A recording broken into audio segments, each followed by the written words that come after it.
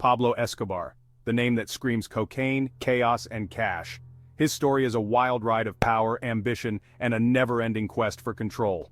Born in Rio Negro, Colombia, Escobar's journey from small-time crook to the world's most infamous drug lord is nothing short of epic. He played by his own rules, a ruthless drug lord who scared the pants off people and demanded loyalty. His charm and brutality earned him a loyal crew, and his enemies quaked at the mere mention of his name. At his peak, he controlled 80% of the world's cocaine trade, feeding America's insatiable hunger for the white stuff. His network spanned continents, with sneaky trafficking routes that dodged law enforcement and kept the cocaine flowing into the United States and beyond. His wealth was the stuff of legends, billions upon billions, making him one of the richest dudes alive. Escobar's fortune let him live like a king, with massive estates, private jets, and a lifestyle that most people could only dream of. To some, he was a modern-day Robin Hood. To others, a ruthless killer.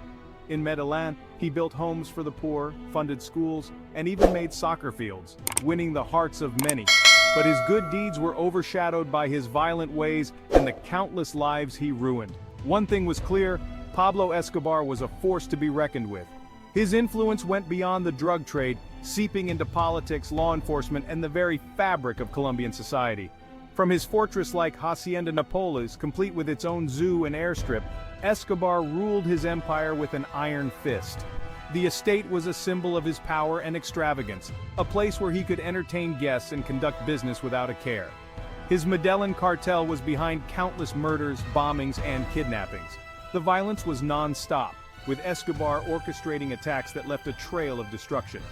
His tactics were brutal, and his message was clear: cross him and face the music.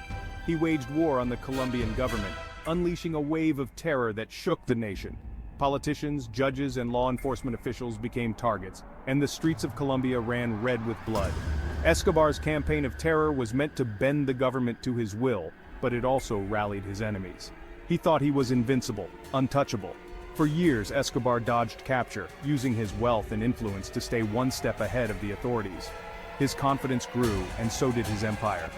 But the walls were closing in, and his reign of terror was about to come to a bloody end. The Colombian government, with a little help from the United States, ramped up their efforts to bring him down. A relentless manhunt ensued, and Escobar's once loyal allies began to turn on him. The man who once declared war on a nation, who held a country hostage with his violence, would soon be running for his life, a fugitive in his own land. His empire crumbled, and the king of cocaine found himself alone, hunted, and desperate. The end of Pablo Escobar was near, and with it, the end of an era of unprecedented violence and corruption. The United States, fed up with all the cocaine flooding its cities, teamed up with the Colombian government. Their mission? To take down Escobar's empire and bring him to justice, dead or alive.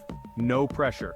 They formed the Search Block, an elite unit trained by American Special Forces with one job: catch Escobar. They were relentless, using every gadget and trick to track him down. Escobar, feeling the heat, fought back with his usual flair for drama. He sent out his sicarios, his young hitmen, to take care of anyone in his way. Judges, politicians, journalists, even innocent bystanders, no one was safe from his tantrums. But his reign of terror couldn't last forever. The pressure was on, and his world was getting smaller.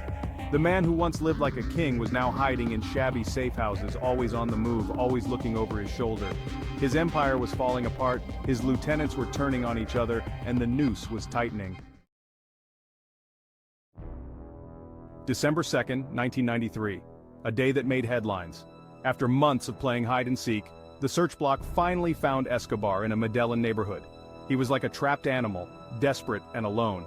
A shootout broke out, bullets flying everywhere. Then, silence. Escobar was found dead on a rooftop, a bullet in his head. It was a stormy end to a stormy life. News of his death spread fast, and people celebrated. The boogeyman was gone. The reign of terror was over. Or was it? Escobar's death was a win, a turning point in the drug war. But it was a win with a sad note, reminding us of the human cost. And it left a gap, soon to be filled by new players, new cartels, ready to jump into the deadly game. With Escobar gone, his empire fell apart like a house of cards. His once loyal lieutenants turned on each other, fighting over the leftovers like kids over the last slice of pizza. Violence broke out, a messy reminder of the chaos he left behind. But what about his family, the ones closest to him? His wife, Tata, and his kids, Juan Pablo and Manuela, were thrown into a dangerous and uncertain future. They were the most recognizable faces in Colombia, like celebrities, but for all the wrong reasons. Their lives, once protected by Escobar's wealth, were now in serious danger. They were on the run, hunted by Escobar's enemies and the authorities who wanted his dirty money. They became refugees in their own country, forced to leave everything behind. Their journey was filled with fear, loss, and the constant struggle to escape Escobar's shadow.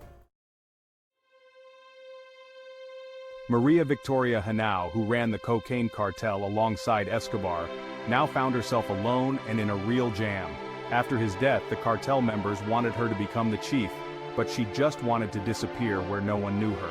She was a target, not just for Escobar's enemies, but also for the authorities who thought she had the keys to his hidden treasure. Hunted and alone, Tata made a desperate move to flee Colombia and find a safe haven for herself and her kids. She tried several countries for asylum, like Germany and various African nations, but no one accepted them. The governments, wanting to wash their hands of the Escobar mess, had other ideas. They saw a chance to hit the cartel hard, grab Escobar's loot, and finally take down his empire. Tata was just a pawn in their big game. Finally, through some connections, she went to Argentina, hoping for a fresh start. Juan Pablo and Manuela, Escobar's kids, had their world flipped upside down. They went from living the high life to living in fear and uncertainty. As teenagers, they were stuck with their dad's infamous name. Escobar was no longer just a name, it was a heavy backpack full of trouble. Juan Pablo, once set to take over his dad's empire, was now a walking target. He had to dodge his dad's old enemies, always looking over his shoulder. He faced numerous challenges, including 17 attempted kidnappings. He saw the ugly side of his dad's world up close. The violence followed them like a bad smell, and those memories haunted him. Manuela, Daddy's little girl, had to become a ghost. Her identity was wiped to keep her safe from her dad's enemies. She had to live in the shadows, her past a secret. In Argentina, they lived under new identities, haunted by the shadows of their past. Despite the new life, the memories of the cartel and the constant fear of being discovered never left them. They managed to live there for nearly a decade before being caught and reported for money laundering. But the past has a funny way of catching up. Pablo Escobar's legacy was like a ghost that wouldn't leave them alone, always threatening their peace. They were haunted by the fact that their dad's money was dirty. What once bought them everything now came with a side of guilt and shame. They had to face the music and deal with the fallout of their dad's actions. Realizing that their dad's empire was built on other people's suffering was a tough pill to swallow. Juan often wondered, who would want to avenge a man like Pablo Escobar, reflecting on the over 4,000 Colombians his father had killed. Their story shows that the sins of the father often mess with the kids, and even the grandkids. Juan Pablo and Manuela's journey is a testament to the long-lasting impact of a life of crime. Despite their dark past, they aim for redemption, hoping to build a future free from their dad's shadow. Their resilience is a powerful reminder of the human spirit's ability to change and renew. As they navigate their new lives, Juan Pablo and Manuela continue to seek peace and normalcy, embracing the possibility of new beginnings. Their story is a poignant reminder that even in the face of overwhelming odds, the pursuit of a better life is always worth the struggle. Escobar's wealth, once estimated to be in the billions, was not just a symbol of his power, but also a testament to his far-reaching influence. His fortune, left behind in Colombia, became a magnet for those seeking to control it. It became the stuff of legend, hidden away in secret compartments, buried underground in remote locations, and concealed in places only a few trusted individuals knew about. Though some believed his wealth was stashed in bank accounts across the globe, the reality was that much of it remained within Colombia, a king's ransom waiting to be found. The sheer scale of his hidden assets was mind-boggling, but the hunt for Escobar's fortune became a dangerous obsession for many. It was not just about the money, it was about the thrill of the chase, the allure of uncovering secrets that had been buried for decades. This obsession turned into a curse that claimed the lives of many who dared to seek it. Former allies, treasure hunters, and even government officials were drawn to the allure of easy money, each one hoping to outsmart the other. They were willing to engage in shady deals, sinister negotiations, and even criminal activities to get their hands on a piece of the pie. The promise of untold riches was too tempting to resist. Stories circulated of hidden maps, cryptic coded messages, and secret trails leading to vast riches. These tales fueled the imaginations of many, turning them into modern-day treasure hunters. For every tale of newfound wealth, there were countless others of betrayal, violence, and death. The excitement of discovering hidden riches was often overshadowed by the dangers that came with it. Betrayal was common among those who sought Escobar's fortune. Friends turned into foes, and alliances were shattered in the blink of an eye. Violent confrontations became the norm, and many paid the ultimate price.